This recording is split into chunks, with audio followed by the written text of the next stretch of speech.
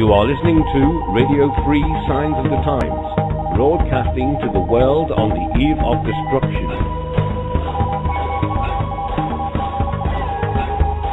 We are doomed to extinction because of agriculture. We have raped and pillaged this planet.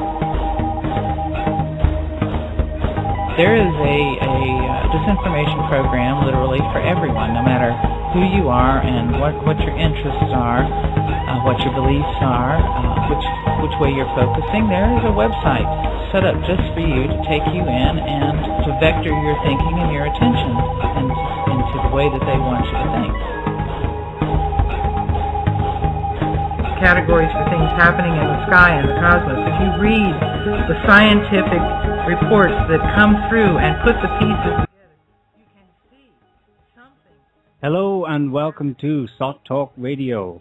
Today is February 3rd, and tonight your hosts are myself, Neil Bradley, and myself, Joe Quinn. We're delighted to be joined again this week by Jason Martin. Hey, Jason. Hey, what's going on, man? They like me so much they brought me back. Yeah, we had Jason on last week for a cracking show on gun control in the U.S. If you haven't listened to it yet, you can listen to it at blogtalkradio.com/SOTTnet, or it's currently on top of our page on SOTT.net. This week, we're going to be talking about psychopaths. You may have noticed myself, Joe, and Jason discussing this in passing, or quite a lot as well, last week when we mentioned, time and again, psychopaths in power. It's something that comes up a lot in our research and on our website, SOTT.net. And we figured we would get into this topic in more depth this week. Try and bring a lot of new people maybe that are not so aware of this issue, if you like, up to speed with what could be the topic of the times, I think. Yeah, absolutely. Last week we were, for those that were listening, we were talking about gun control and the idea of a revolution and stuff in the US or anywhere in the world, and that revolution had to be a revolution of the mind more than a physical revolution, and that ultimately the target of such a revolution or the cause of the social ills that would provoke such a revolution was essentially corrupt government. And I think we did mention the idea of psychopaths and psychopaths in power very briefly.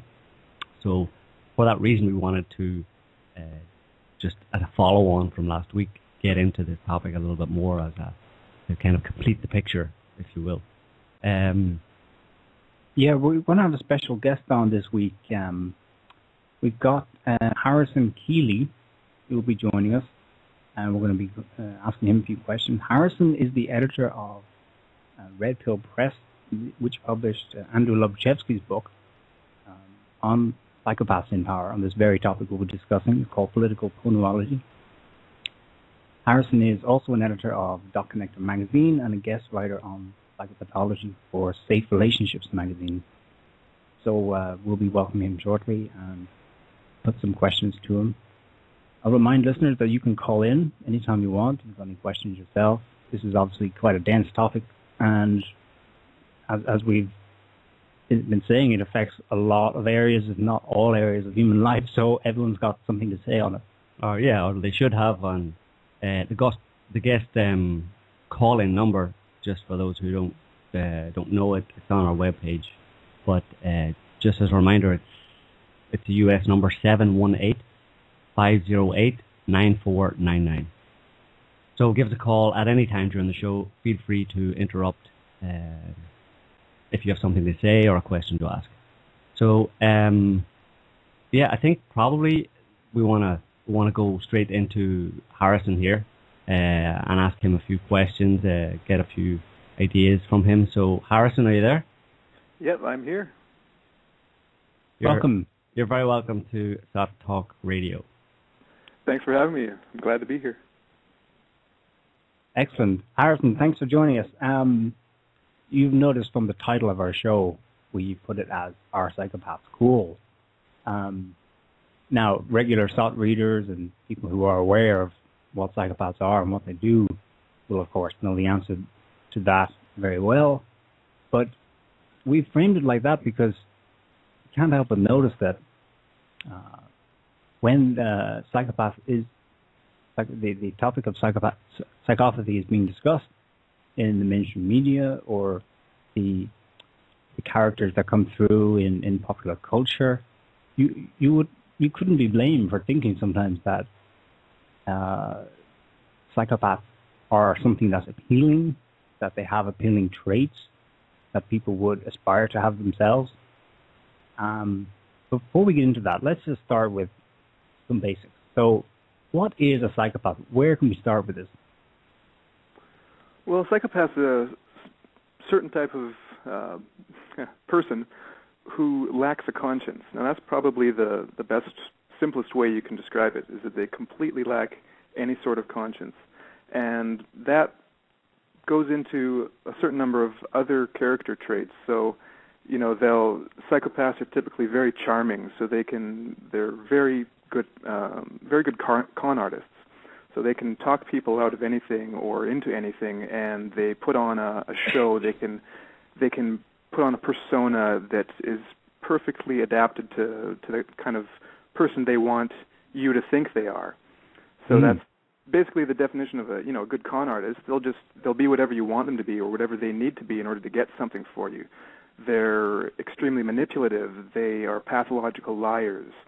And when they do something horrible or something like wrong or evil to a person, they lack any remorse, like to the point where they'll even blame the victim. So if, for example, Robert Hare, who studies psychopaths, he's got a book called Without Conscience, and in that book there are a lot of great anecdotes of just things that psychopaths have done or said in his experience and in his interviews with them. And so, for example, if they have murdered someone, they might completely shirk any responsibility and just blame the victim. They say, "Oh, well, it was really his fault. I mean, if he wouldn't have done this, I wouldn't have had to stab him," as if like it was the other person's fault that he had to stab him. And so they just lack any kind of remorse for anything they do to anyone else. And part of that, of course, that's part of their lack of conscience. And that's rooted in what psychologists would call like a shallow affect. They really have shallow emotions to the point where it's kind of they're totally different from a normal human. Like a normal human who experiences just normal human emotions just can't even grok the way a psychopath feels or what's going on in their minds, because they don't have any of those normal human emotions. They don't have any feeling of connection to another being. They don't have any sense of nurturing or caring or putting themselves in another person's shoes and experiencing what they're feeling. And so that's really a complete lack of empathy. They're cold-hearted. And just a couple of the other features, they, according to Robert Hare at least, they lack control over the behaviors. So they'll often do make stupid choices just in the moment for thrill seeking, or they lack long-term planning. So they'll do things just on the spur of the moment, just because they feel a whim to do something. And often those things that they do have to do with getting something from someone else. It's usually a selfish motive to put themselves in a position of power over someone else. So psychopaths, they're really out for themselves, and that's about it. They don't really care about anyone or anything except getting what they want. Okay, wow. You touched on what I've come to understand as well is the core defining feature of somebody that you might call a psychopath, namely that there's a complete lack of conscience. And also, as part of this, the difficulty that people have with understanding what is meant by a psychopath, even when you describe it as you've just done, it's because, everyone assumes everyone else is more or less the same, right? We've all got a conscience. But that's the very thing that is not there. And so what is there instead? Well, hopefully we're going to be able to get some deeper understanding of this tonight. Another key thing that I think we should get out of the way first is the difference, if there is any, between a sociopath and a psychopath, because you'll often hear people jump between the two terms. In some cases, they appear to, if somebody's using one word or the other, they mean something else, depending on which word they're using. Is there any difference? And if so, what is it between sociopath and psychopath?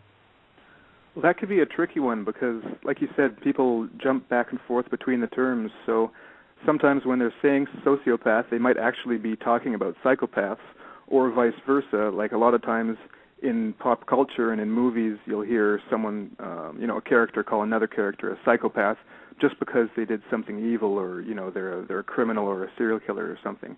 Now, and that's just kind of common language, but in the actual science, pretty much everyone in North America, at least, that studies the phenomenon will use the word psychopath to describe what I was talking about. Now, sociopaths, typically, like, if a scientist is using that word, like someone who knows what they're talking about, chances are they're talking about someone with antisocial personality disorder. Now, I'll just get something out of the way first of all. There's a diagnostic tool called the psychopathy checklist that was developed by Robert Hare, and it's pretty much the standard that's used in courts and the penal system for identifying psychopaths. So it's got 40 points, and if you score above 30, then you're considered a psychopath. There's also the diagnostic statistics manual that's used by psychiatrists, and that has antisocial personality disorder in it. And the thing about the DSM is that all of the mental disorders in there, they're pretty much all classified by behavior. So you've got a checklist of certain behaviors, and you check off a certain number of them, and if you've got a certain number, you've got that.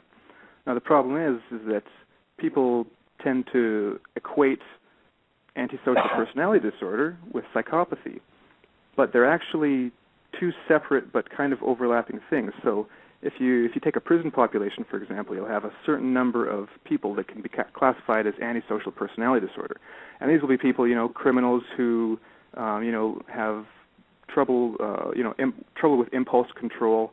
They engage in violent, repeated violent crimes, basic antisocial behaviors. But the problem with that is that only about 20% of the criminals, in prison populations with antisocial personality disorder are also psychopaths. Okay. Just one more thing. When we're talking about antisocial personality disorder, that's typically what we mean by a psychopath, by a sociopath. So when people are talking about sociopaths, they're talking about these criminals, that violate social norms and commit crimes, but they're not necessarily psychopaths. A lot of that can be, sociopath, it's basically means caused by society, a sickness caused by society. So these could be people who are just raised in a criminal environment to engage in criminal acts. So it can also be caused by certain types of brain damage. So there's an overlap, but really a sociopath is kind of a bigger catch-all phrase for all kinds of behavioral and criminal acts like that. So Harrison, when you say that when you cite that figure of 20% of violent criminals in prisons have been identified as psychopaths, that obviously suggests that the average psychopath isn't a violent criminal. Yeah. Or 80% of them aren't violent criminals, and that kind of that doesn't jive with the general public perception of a knife-wielding maniac. Yeah, of psychopaths, which is serial killers, and they're crazed, homicidal maniacs.